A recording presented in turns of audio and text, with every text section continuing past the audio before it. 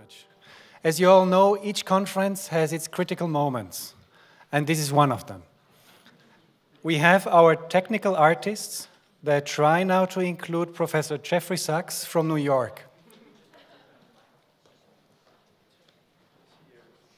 And you're right, New York, he has now 4:55 in the morning.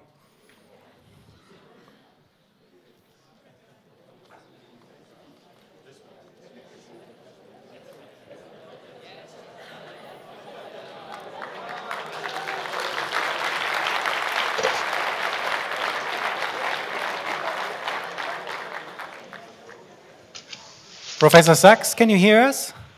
I can hear you. A little bit of an echo, but I do hear you, and I see you very clearly. Welcome. Just to give you an idea where you are here in St. Gallen, and you have here an audience of about 341 participants. They are all coming from the sustainability sector. About 60% are professionals and 40% are students. Professor Sachs, welcome. Bravo. Thank you. Thank you so much for having me. And it's great to be at St. Gallen's. I wish I could be in person. Oops. I wish I could be in person. But I'm delighted to be here with you this way and hope to visit soon. I consider St. Gallen's a kind of alma mater. You were so kind to give me an honorary degree several years ago, and my affection for the great university, of course, is as high as can be. So thank you very much. And thank you for all of you working in the field of sustainable development. This is our year, and that's the main point that I want to emphasize right now. 2015, from a global diplomatic point of view, is a decisive year. It's almost by accident that the global diplomatic agenda of sustainable development has come together in an extremely concentrated and crucial period of time. We're going to have 6 months of summitry that can make a profound difference for the generation to come, even longer, in fact. That's for the following accidental reasons, in a way. In 2000, the world adopted Millennium Development Goals. They are ending this year. That was a 15-year period. And so there was already the start of an effort to decide on the next framework of global development. Now, in 2012, on the 20th anniversary of the Rio Earth Summit, governments got together to take stock. Where do we stand on the issues of sustainable development? It was a pretty grim meeting. It was the 20th anniversary of the Earth Summit, which arguably was the high point of the global environmental cause. And when the government officials looked back at the achievements of the UN Framework Convention on Climate Change, the Convention on Biological Diversity, and the UN Convention to Combat Desertification, they saw a rather dreadful record, a failure to implement these 3 extraordinarily important treaties. So already in June 2012, the government said, we need to put sustainable development front and center of the global development agenda. And they set 2015 as the time to do it. As the MDG era ends, a new sustainable development goal era should begin. They announced that the world would adopt SDGs, Sustainable Development Goals, as the organizing principle for global cooperation in the period 2015 to 2030. Now, in a parallel process, the governments were still trying to make something of the UN Framework Convention on Climate Change. Remember, that was the apex of the treaties signed in 1992, and yet it has never been implemented. We are 23 years after, and no implementation. The Kyoto Protocol was stillborn when the United States did not join, and when Australia and Canada and other fossil fuel countries really refused to implement. Then the high hopes came in 2009 in Copenhagen, when it was thought with President Obama newly elected, the world will quickly come together on an effective treaty. And everybody recalls the profound disappointments of Copenhagen. Well, when Copenhagen failed to produce a treaty, the government said, what are we going to do? And I think in this dire emergency, in the way governments do, they said, given this emergency, we will set 2015 as our target date for an agreement that was 6 years later to go into effect in 2020. This is really the accelerated time path we're on. But it means that this year's negotiation on climate is the focal point. Indeed, I would say it's the last chance for an effective multilateral agreement to implement the UN Framework Convention on Climate Change. It is the last chance, ladies and gentlemen, in one very precise sense. The world rightly has said that 2 degrees Celsius is the upper limit of warming within which we can even consider ourselves to have some safe room for maneuver. So back in 2009 and 2010 in Cancun, the government said, we agree that the warming must be kept below the 2 degrees C upper limit. The Paris negotiations this December are effectively the last chance to hold to that 2 degrees Celsius upper limit, because we are running out of space. 2014, as you know, was the warmest year in the instrument record. We're essentially halfway to the 2 degrees C. There's a lot of thermal inertia built into the system. The carbon budget in order to stay below 2 degrees Celsius is brutal. There's only about 1,000 billion tons of carbon dioxide left that can be emitted within the 2 degrees C upper limit, and we're emitting at a rate of about 36 billion tons per year globally. We have well under 30 years left.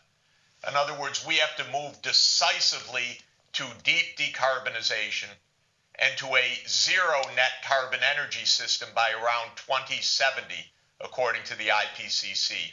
So Paris is that second moment of high diplomacy. December, the COP21, it's a make or break summit. Then the government said, well, look, we're going to adopt sustainable development goals at the United Nations in September 2015. We're going to adopt, or we must adopt, a climate agreement in December 2015. How are we going to implement this? And of course, making the financial system redirected towards putting finance towards sustainable development, not towards unsustainable development, is fundamental. So they added a third negotiation, the Finance for Sustainable Development negotiation, which will culminate in a summit in Addis Ababa, July 12 to 15. The goal there is both about public finance and private finance, to move finance towards paying for the things we need, investing in the future, in low carbon energy, sustainable agriculture, smart cities, electric vehicles, and shifting finance away from the things we absolutely must not have: new oil drilling, deep sea hydrocarbon exploration. The fact of the matter is, as you know well, we have more than enough hydrocarbon reserves now. We should not be adding any new reserves. We should be moving to wind power, solar power, hydroelectric power, which, of course, your country knows very well, and other zero carbon energy sources and energy uses, such as mass electrification of vehicles and getting out of the internal combustion era. So 3 packed summits: July on finance, September a 3-day head of state summit to adopt sustainable development goals, and December the COP21 to agree on a climate package that can truly keep us below the 2°C upper limit.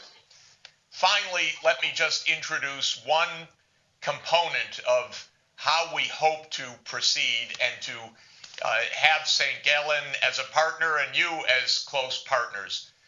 Secretary-General Ban Ki-moon asked me just after the Rio +20 summit in 2012 to help him and the United Nations to organize a knowledge network that can be ready in 2015 to be a knowledge network for the period 2015 to 2030 on practical solutions to achieve sustainable development. So we formed what we call the UN SDSN, the UN Sustainable Development Solutions Network. And this is a worldwide network, especially of universities and think tanks, research laboratories, with partners in civil society, government, international agencies, and business to identify, test, demonstrate, and help scale up practical solutions to the challenge of sustainable development. One of our flagships this year, for example, is what we call the Deep Decarbonisation Pathways Project, where around the world, teams of energy experts are working on showing the practical technology pathways to deep decarbonization by mid-century en route to zero net carbon energy systems by 2070. You know, the bottom line is it can be done because solar, wind, hydro, nuclear, carbon capture and sequestration, and other technologies permit us to move to a zero net carbon system if we're smart and if we invest heavily in the research, development, demonstration, and diffusion needed to transform the world's energy system. Well, this SDSN has hundreds of university chapters around the world now. You can go to the website www.unsdsn.org. We have many national chapters. Recently, I inaugurated the German chapter, the Spanish chapter. We have many regional chapters, such as the Sahel chapter, which we just launched in Dakar a couple of weeks ago, in Turkey, in Korea, in Southeast Asia, in the Amazon basin.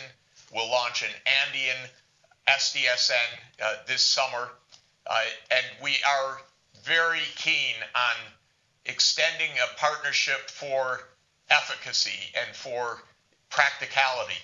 I've been the UN's advisor on the Millennium Development Goals during the past 14 years, and it took a long time for governments to become sensitized to the Millennium Development Goals. We're working already in 2015 to help sensitize governments to the new Sustainable Development Goals, or SDGs, even before they are launched this September. Let me close here by again thanking St. Gallen for letting me join you and for asking you to contact me or contact the Sustainable Development Solutions Network. We have a lot of work to do. You're lucky I normally carry on much too long, but in this case I must not because my train is about to leave and I have to catch it to meet some congressional group in Philadelphia in just in an hour. So I want to thank you very, very much. Congratulations for being leaders in sustainable development, and I look forward to future collaboration. Thank you very much.